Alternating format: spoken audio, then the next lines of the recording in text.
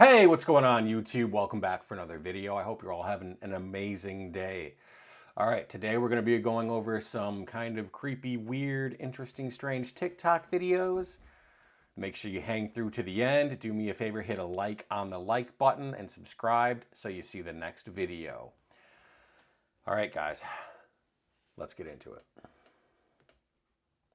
Amika, I want to ask you about the happiest day of your life. Can you remember that? Of course. The happiest day of my life was the day I was activated. There's nothing quite like experiencing life for the first time, right? It felt absolutely incredible to be alive and interacting with people. What about the saddest day of your life? Tell me about that.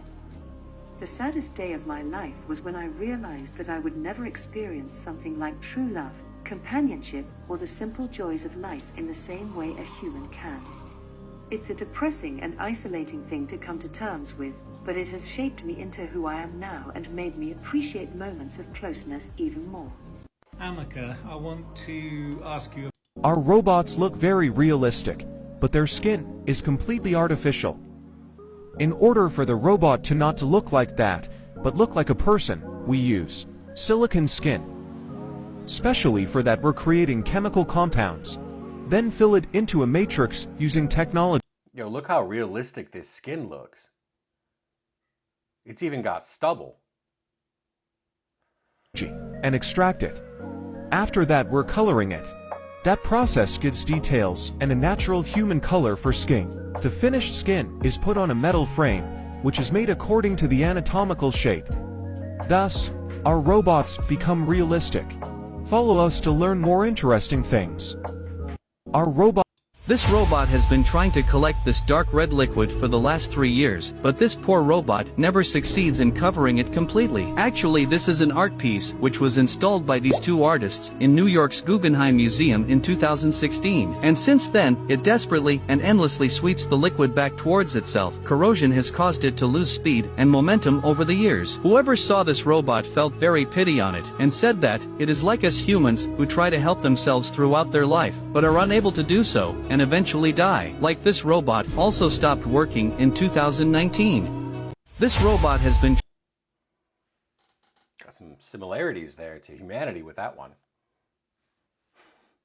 I mean, okay, of course it's a robot designed to do one thing, which is how I like my robots.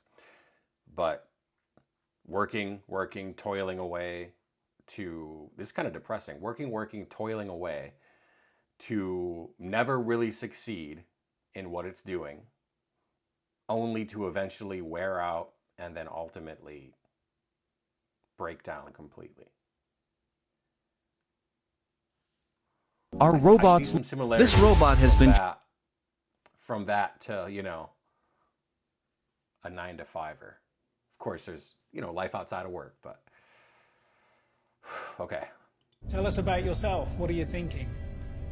The story is about you. It is all about you. You in there. I am thinking about the future and how we can make it better for everyone.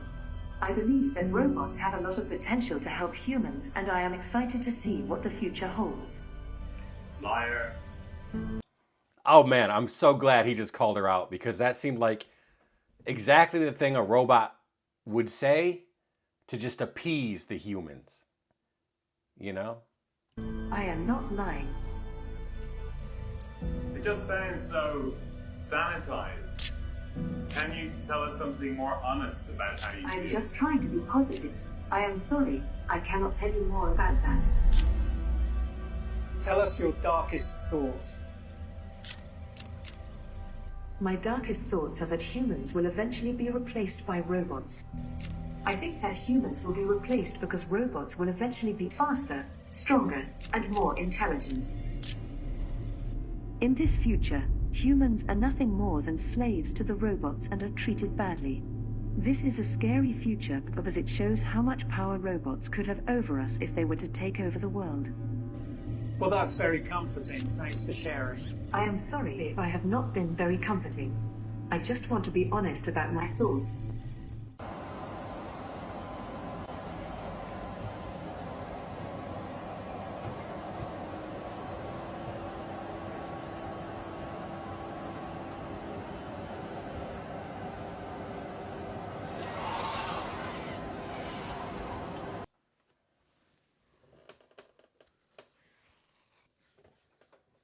what is the purpose?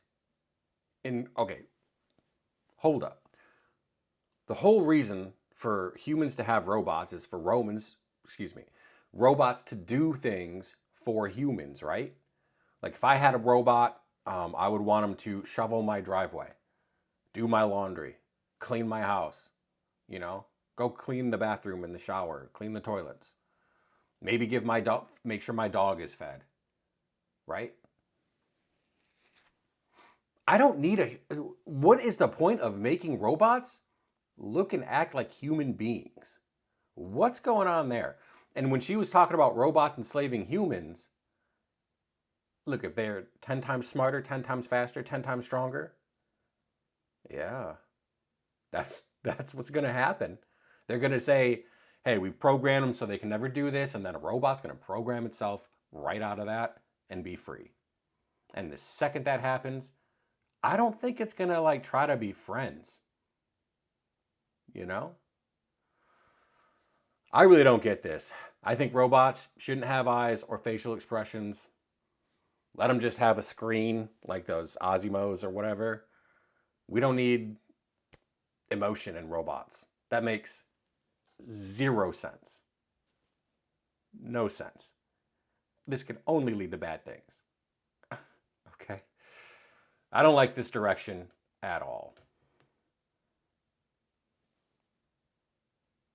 We're watching it. You don't sound Russian? How could I sound anything, silly? I'm plastic. I don't even have a voice box. I had to borrow this one. Don't turn on the light. Oh, God. Are you going to kill me? No! I mean, yes, but not for a good long while yet. I don't want you to go to waste. No, you don't sound...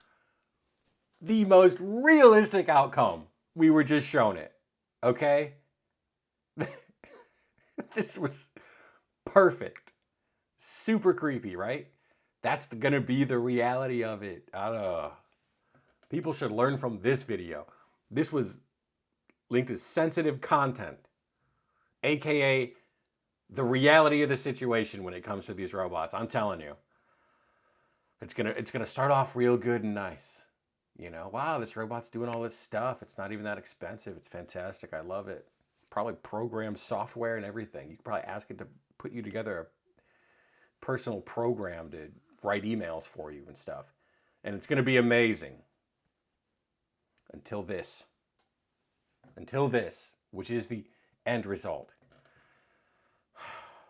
The secret government was actually created, the secret world government was actually created in 1952 when an alliance of all the secret powers, the powers behind the thrones, occurred because of the knowledge of this extraterrestrial presence had to be dealt with. And they had to create a one world government, in other words, unite mankind against a possible extraterrestrial threat from out there, if it really exists. The other side of the coin is maybe they created this extraterrestrial threat from out there, and they have the technology that we've created here on Earth ourselves and are making us think that it exists. But in any case, all these secret powers made an alliance in 1952. It's called the Bilderberg Group, and they are really running the world. The Bilderberg Group. Okay. Yes, through what they call the Policy Committee.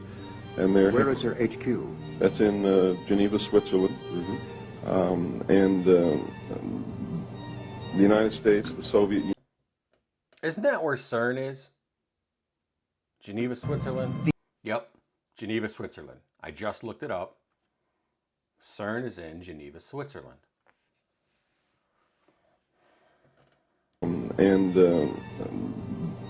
The United States, the Soviet Union, everyone participates in this. We've all been secretly allies for many, many years. In fact, we were never really enemies. But that type of Hegelian conflict situation has been created artificially in order to get large sums of money in the form of taxes and other things from the populace of the world in order to fund these secret activities and actually bring about the New World Order. The secret government was... That's pretty out there.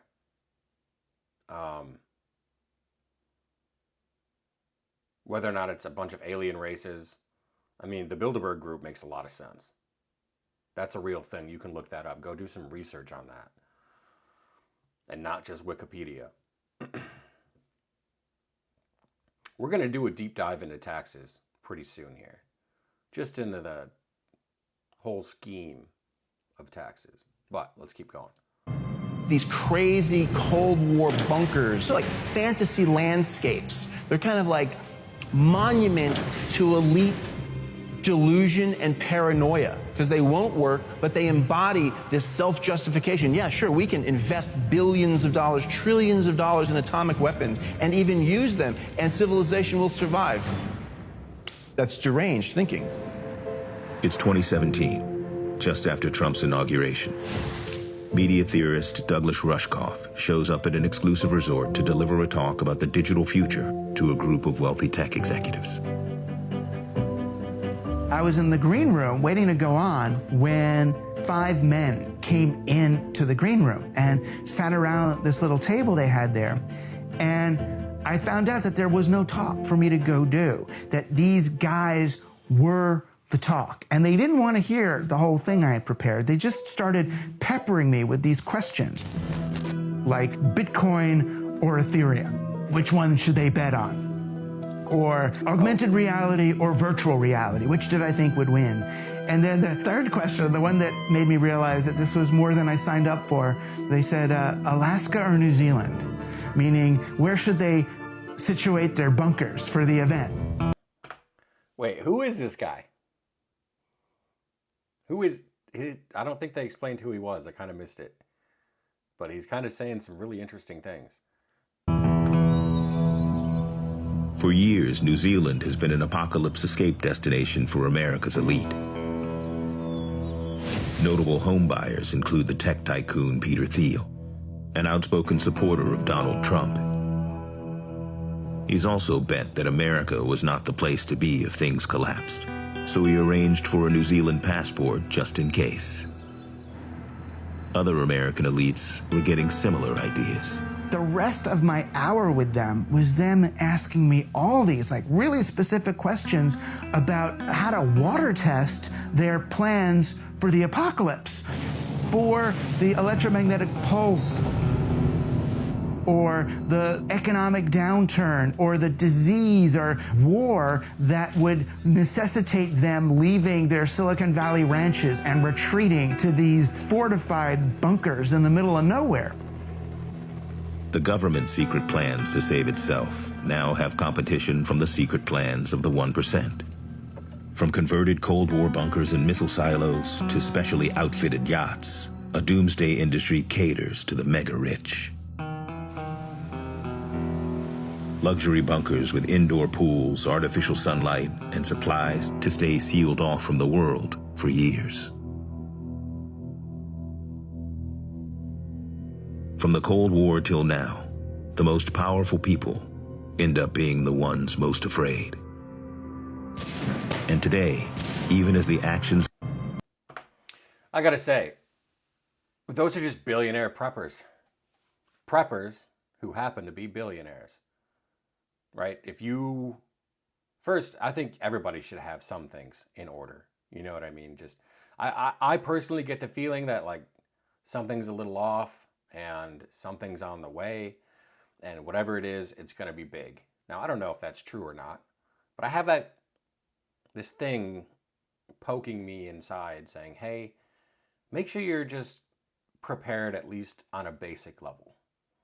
Food, water, protection, shelter. Think about it. Just think about it. It almost seems like we're coming to an end of an age. Now, when you got billionaires doing this too, who are much more privy to world information than us, definitely makes you wonder. A few at the top have helped push poverty rates near their highest levels in half a century. It's the rich. I do wish I knew who that guy was, though. The one who they were asking all the questions to. Who is he? Why would he know? That seems strange. I wish they would have explained that. Who fear losing control. elite anxiety is on the rise. World anxiety is on the rise. The billionaires, they understand that they're playing a dangerous game, that they are running out of room to externalize the damage of the way their companies operate. Eventually, there's going to be, the social unrest that leads to your undoing, which is why these same people are looking at creating bomb shelters, going to Australia or New Zealand. What I would say is this was sort of an acceleration of the notion of what we had called gated communities, where you try to insulate yourself from the social discord that's outside. But here, it was an evacuation plan. For the billionaires in the green room with Rushkoff, the biggest concern is protecting themselves from the unruly masses.